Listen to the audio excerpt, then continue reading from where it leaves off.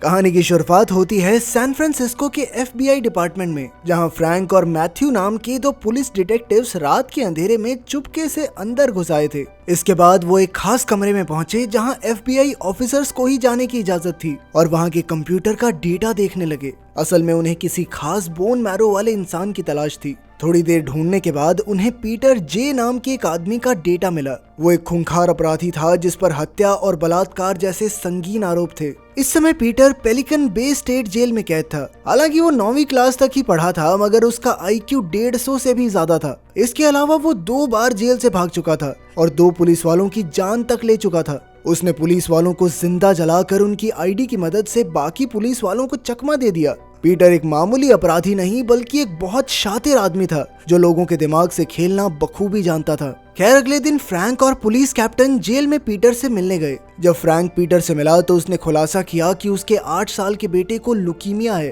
Peter जानता था कि उसकी मदद से एक बच्चे की जान बच सकती है, पर उसने बोन मैरो देने से इनकार कर दिया। उसने फ्रैंक का खूब मजाक उड़ाया और जब फ्रैंक उसके सामने गिड़गिड़ाने लगा तो उसने कहा कि वो सोचकर बताएगा। फ्रैंक ने कहा कि एक मासूम बच्चे की जान बचाकर वो अपने पापों का प्रायश्चित कर सकता है, पर पीटर जैसे अपराधियों को प्रायश्चित नहीं बल्कि आजादी चाहिए थी। खैर, इसके बाद फ्रैंक हॉस्पिटल में अपने बेटे मैक्स से मिलने पहुंचा। तब डॉक्टर ने उसे बुरी खबर दी कि अगर जल्द से जल्द बोन मैरो नहीं मिला तो मैक्स कुछ ही हफ्तों में अपनी जान से हाथ धो बैठेगा। वहीं मैक्स नहीं जानता था कि उसका कैंसर बढ़ रहा है, पर जब उसने अपने पिता को परेशान देखा तो उसने पूछा कि क्या मैं मरने वाला हूँ। तब फ्रैंक ने कहा कि हाँ बेटा, तुम्हारा कैंसर बढ़ रहा है, पर तुम चिंता मत करो, मैंने तुम्हारे लिए डोनर ढूंढ लिया है। ये सुनकर मैक्स काफी खुश हुआ, पर उसने कहा कि अगर मैं नहीं भी बच पाया तो भी मुझे बिल्कुल दुख नहीं होगा, क्योंकि मेरे पिता ने मुझे बचाने के लिए पूरे जी जान से मेहनत की। तब अचानक फ्रैंक को जेल से फोन आया कि पीटर ट्रांसप्लांट के लिए राजी हो गया है, मगर इससे पहले वो मैक्स से मिलना चाहता है।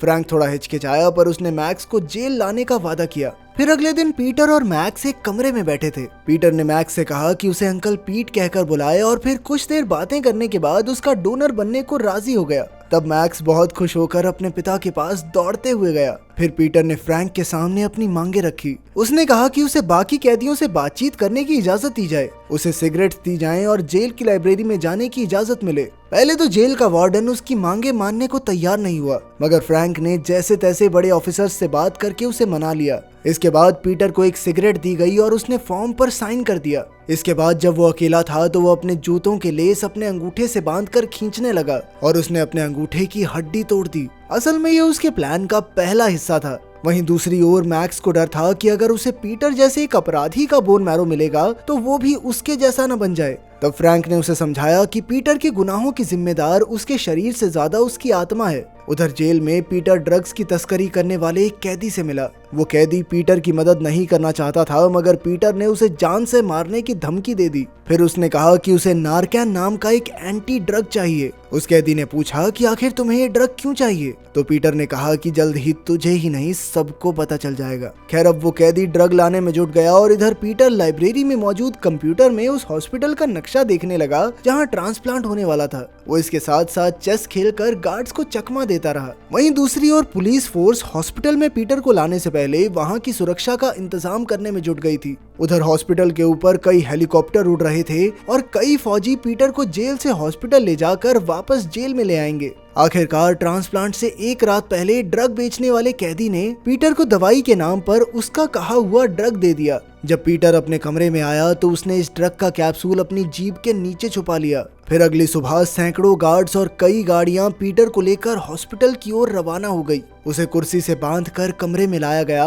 और फिर उसे बेड पर लेटाकर उसके हाथ बांध दिए गए, मगर ये कोई नहीं जानता था कि उसके अंगूठे की हड्डी टूटी हुई थी। अब डॉक्टर ने ट्रांसप्लांट शुरू करने से पहले उसे बेहोशी की दवा दी, मगर उससे पहले ही पीटर ने अपने मुंह में रखा ड्रग निगल लिया ताकि उस पर दवाई का कोई असर ही ना हो। इससे डॉक्टर्स भी हैरान रह गए, मगर इससे पहले कि वो कुछ करते, पीटर ने हथकड़ी से अपना हाथ बाहर निकाल लिया और गैस पाइप के जरिए डॉक्टर्स और गार्ड पर हमला करके वहां से भाग गया। वहीं फ्रैंक CCTV से ये सब देख रहा था तो वो तुरंत उसकी मदद के लिए दौड़ा। जल्द ही आग बुझाकर वो पीटर के पीछे भागा। उधर पीटर खिसक कर लॉन्ड्री रूम में आ गया और उसने डॉक्टर का कोट पहनकर भेस बदल लिया। उसके पैरों में अब भी जंजीरें बंधी थी और उसकी टांग में गोली तक लगी हुई थी, लेकिन उसे इस सब की कोई परवाह नहीं थी। अब वो लेजर गन्स के साथ एक कमरे में पहुंचा और डॉक्टर को धमकाकर अपनी जंजीरें काटने को कहा। इसके बाद उसने इमरजेंसी रूम में जाकर अपने दर्द को रोकने का इंजेक्शन लिया, पर तभी फ्रैंक ने उसे रंगे हाथों पकड़ लिया। अब पीटर ने मैक्स की डॉक्टर समैंथा के गले पर चाकू रखकर फ्रैंक को पीछे हटने को कहा, लेकिन मैक्स पीटर पर गोली चलाने ही वाला था कि तभी समैंथा ने कहा कि अगर पीटर मारा गया तो उसका बोन मैरो किसी काम का नहीं और फिर मैक्स कभी ठीक नहीं हो पाएगा। तभी अचानक विल्सन नाम का एक पुलिस वाला पर्दे के पीछे से निकला और उसने पीटर पर बंदूक तान दी, मगर तभी फ्रैंक ने अपनी बंदूक पीटर को दे दी ताकि वो अपनी जान बचा सके। वो जानता था कि उसे पुलिस फोर्स से निकाल दिया जाएगा, मगर इस वक्त उसके लिए मैक्स की जान से ज्यादा कीमती और कुछ नहीं था। अब विल्सन और पीटर के बीच बहस चल रही थी कि अचानक फ्रैंक पीटर के सामने आकर खड़ा हो गया। तभी पीटर ने एक और पुलिस वाले पर गोली चला दी और विल्सन को जख्मी करके वहां से भाग निकला। जल्द ही पुलिस कैप्टन वहां पहुंचा और उसने फ्रैंक को खूब फटकार लगाई, क्योंकि उसने अपने बेटे के लिए न जाने कितने लोगों की जान दांव पर लगा दी थी। अब गार्ड्स फ्रैंक को गिरफ्तार करके पुलिस स्टेशन ले जाने लगे, पर जैसे ही वो हॉस्पिटल से बाहर पहुंचे तो फ्रैंक ने गार्ड्स को रिपोर्टर्स की भीड़ में धक्का दे दिया और उन्हें चकमा देकर भाग गया। उधर हॉस्पिटल में मैक्स की नाक से खून बह रहा था और डॉक्टर समैंथा उसके साथ थी। ऑफिसर मैथ्यू भी वहां मौजूद था, पर अचानक पीटर ने वहां आकर उस पर हमला कर दिया। फिर उसने समैंथा को धमकी देकर पूछा कि हॉस्पिटल में साइक्लोप्रोपेन कहां रखा जाता है। साथ ही उसने मैक्स से वादा किया कि वो जल्द ही समैंथा को वापस उसके पास भेज देगा।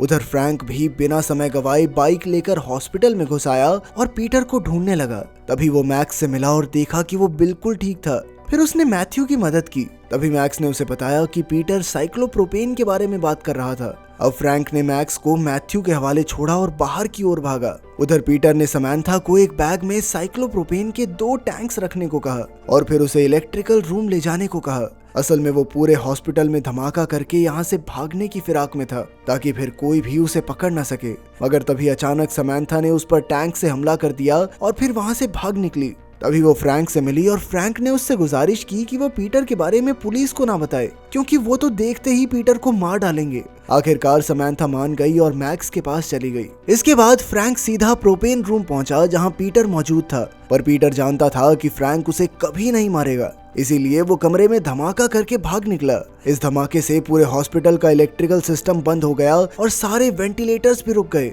तब मैथ्यू मैक्स को लेकर हॉस्पिटल की पुरानी बिल्डिंग में चला गया, जो नए हॉस्पिटल से एक पुल के जरिए जुड़ी हुई थी। तभी फ्रैंक ने देखा कि पीटर भी पुरानी बिल्डिंग की ओर भाग रहा था। जब पीटर ब्रिज से गुजर रहा था तो नीचे मौजूद पुलिस ने उस पर गोलियां चला दी, मगर तभी फ्रैंक ने बीच में आकर पुलिस वालों की लाइट ही फोड़ दी ताकि उन्हें पीटर दिखाई न दे, और इस तरह उसने एक बार फिर से पीटर की जान बचाई। मगर जल्द ही स्वॉट टीम भी हॉस्पिटल में पहुंच गई। अब ये तय था कि जल्द ही पीटर या तो पकड़ा जाएगा या मारा जाएगा। मगर अपनी जान बचाने के लिए पीटर ने स्वॉट टीम के लीडर को ही बंदी बना लिया। उसकी मदद से वो कंट्रोल रूम में घुस गया, जहां से उसने पूरे हॉस्पिटल के दरवाजे अंदर से बंद कर दिए। तभी समैंथा को खबर मिली कि मैक्स की हालत बिगड़ रही है और उसे जल्द से जल्द पुरानी बिल्डिंग में पहुंचाना होगा। तब फ्रैंक उसे सारी पुलिस फोर्स से छुपाकर पुरानी बिल्डिंग में ले आया, और जब पीटर ने ये सब सीसीटीवी से देखा तो उसने भी फ्रैंक की बहादुरी की तारीफ की, मगर फिर भी उसने फ्रैंक और समैंथा के लिए दरवाजा खोलने से इनकार कर दिया। तब फ्रैंक ने वादा किया कि मैं तुम्हारी रक्षा करूंगा, और आखिरकार पीटर मान गया।